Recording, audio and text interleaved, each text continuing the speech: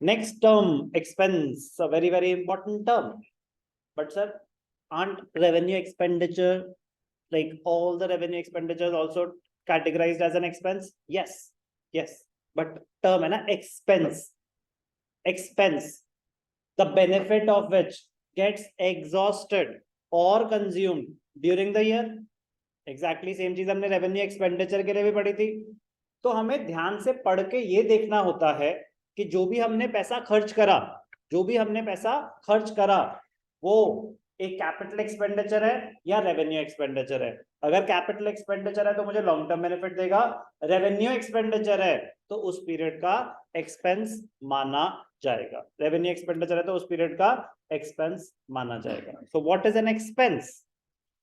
Expense is the cost incurred for generating revenue. कह रहा आपने इनकम जनरेट करने के लिए जो भी खर्चा करा वो आपका एक्सपेंस है. तो अगर मैंने इनकम जनरेट करने के लिए प्रोजेक्टर लिया तो वो मेरा खर्चा है या investment? Good, very good answer. क्योंकि डाउट आता सर खर्चा तो हुआ है, तो खर्चा वर्ड, एक्सपेंस वर्ड यूज करा जाता है रेवेन्यू एक्सपेंडिचर के लिए. अगर आपको कोई एसेट क्रिएट हुआ है, that is considered as an investment expenditure, that will give you long term benefit.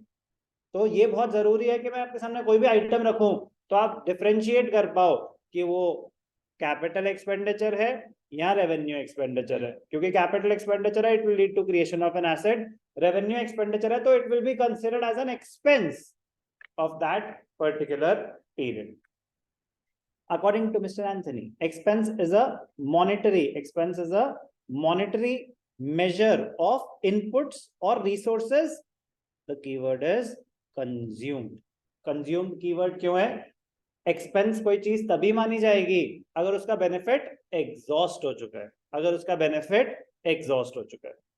It is a value which has expired. The benefit of which has expired during the accounting period. तो अगर benefit exhaust हो चुका है तभी वो revenue expenditure माना जा रहा था, तभी वो एक्सपेंस भी माना जाएगा. कह रहा है एक्सपेंस क्या क्या हो सकता है?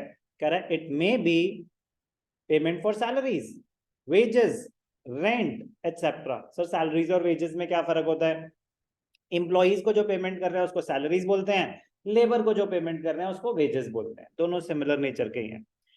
writing off a part of fixed assets, depreciation is an expense.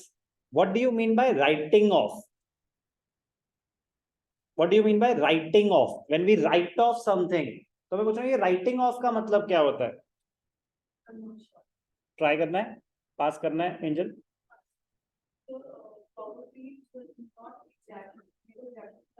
Try करो. नो ऑलरेडी कुछ नहीं. मैं बस एक जनरल सा मीनिंग पूछ रहा हूँ. इसको राइट ऑफ करो, इसको राइट ऑफ किया. राइट ऑफ का मतलब क्या होता है?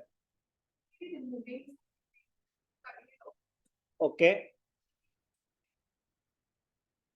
नहीं, liabilities are also.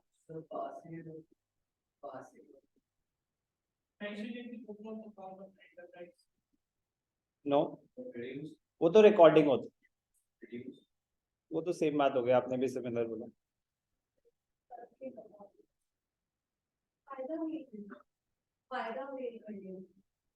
Writing of means treating it as an expense. तो फायदा अवेल कर लिया का मतलब क्या होता है? कि उसका बेनिफिट एग्जॉस्ट हो चुका है. क्योंकि उसका बेनिफिट एग्जॉस्ट हो चुका है इसका मतलब उसको उस पीरियड का एक्सपेंस माना जा रहा है.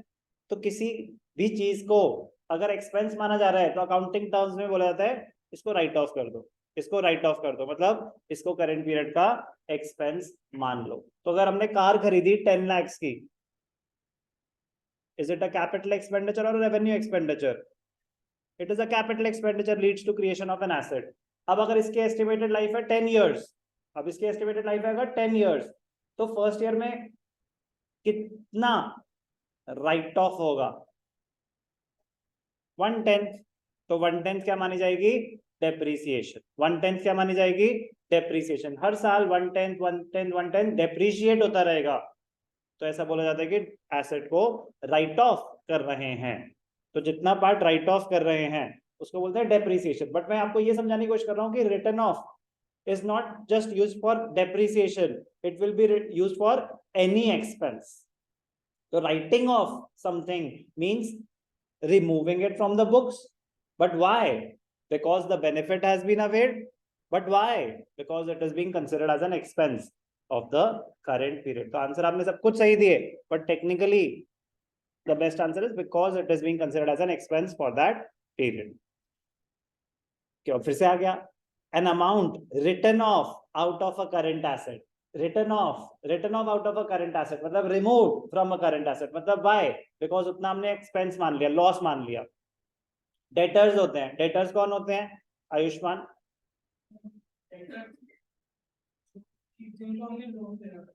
No. Debtors कौन होते हैं? Very good. But why? People or business entities who owe us money on account of सुयश गिर जाओगे बेटा, सीधे हो जाओ। है एक सेकंड भाई साहब बताओ, अब बताओ, चलो अब तो सब कुछ सही से दिख रहा है, बताओ डेटर्स कौन होते हैं? Business entities. जरूरी थोड़ी ना इंसान हो, कंपनीज भी तो हो सकती हैं, तो the better word would be हाँ business entities who on account of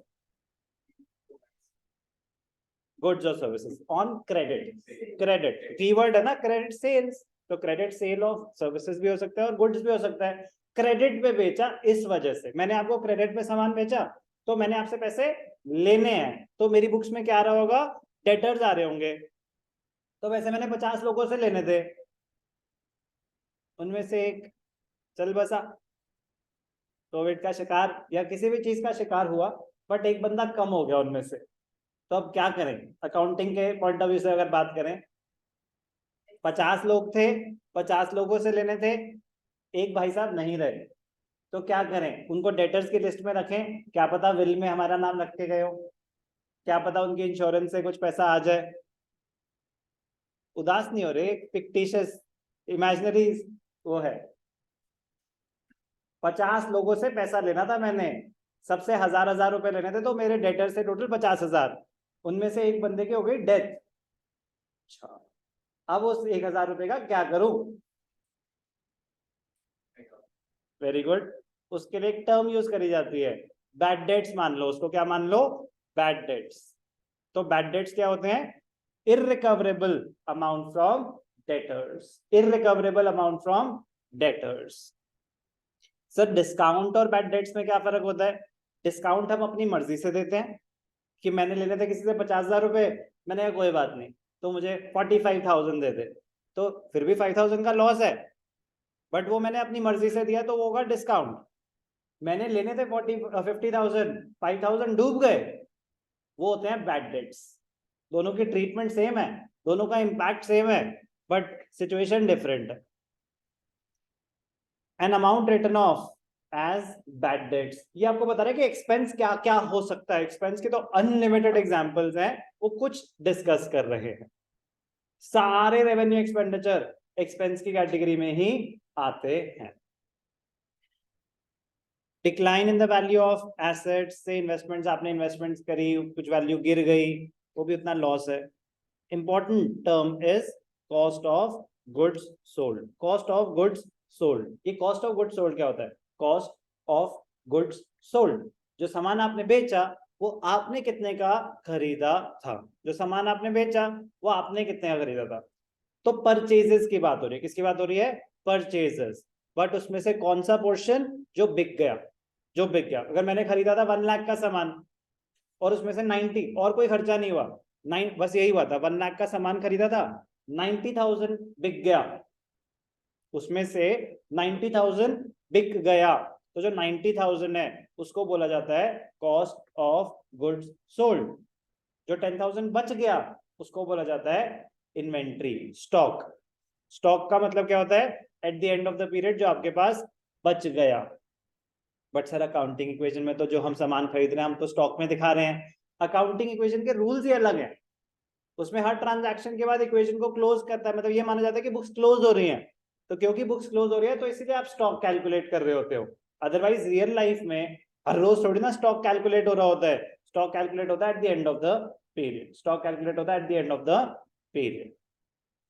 Point, what is an expense? Expense is the cost incurred for generating revenue, or it is a value the benefit of which has expired during the period. It may be payment for salaries, wages, rent, depreciation, bad debts, cost of goods sold. An expense is shown on the debit side of trading or profit and loss account. So expenses debit items होते हैं. Expenses क्या होते हैं? Debit items होते हैं. अभी इसकी कोई रेलेवेंस नहीं है, बट सिर्फ हमें पता होना चाहिए कि एसेट्स डेबिट आइटम्स होते हैं, एक्सपेंसेस डेबिट आइटम्स होते हैं. बाकी रीजन वो rules of debit and credit में आएगा.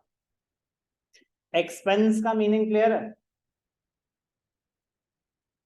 कोई भी डाउट? चलो बेटा अब आएगा मजा. अब हम करेंगे प्रीपेड एक्सपेंसेस क्या होते हैं और आउटस्टैंडिंग एक्सपेंसेस क्या होते हैं.